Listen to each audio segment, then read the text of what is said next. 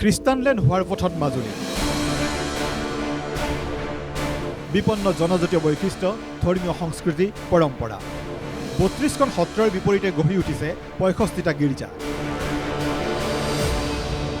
মাজুলী বুলিলে এখন ছবি চকুৰ আগত ভাহি আহে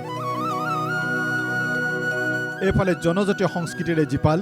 আনফালে সত্ৰীয়া পৰম্পৰাৰে উজ্জীৱিত এখন ঠাই কিন্তু লাহে লাহে মাজুলীয়ে হেৰুৱাইছে পূৰ্বৰ পৰিচয়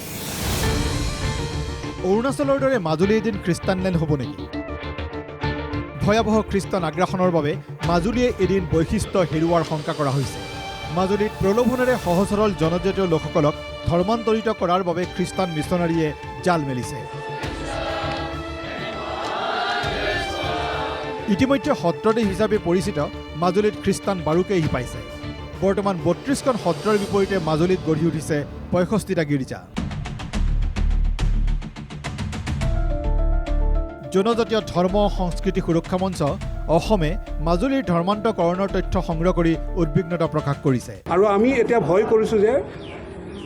কিছু আমাৰ সামাজিক দুৰ্বলতাৰ সুযোগ লৈ আমাৰ জনসাধাৰণৰ অৰ্থনৈতিক দুৰ্বলতাৰ সুযোগ লৈ খ্ৰীষ্টান মিছনাৰীসকলে ধৰ্মান্তকৰণটো তীব্ৰ গতিত মাজুলীত আৰম্ভ কৰিছে আৰু অতি সোনকালে মাজুলী হয়তো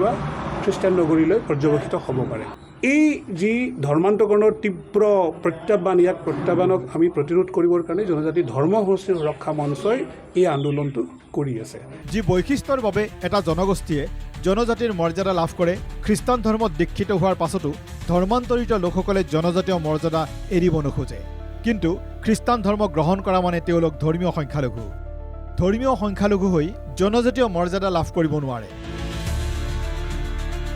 ধৰ্মান্তৰিত লোকসকলক লৈ খ্ৰীষ্টানসকলে ধৰ্মৰ আঁৰত বহু অনৈতিক আৰু অসাংবিধানিক কাৰ্যকলাপ চলাই অহাৰ অভিযোগ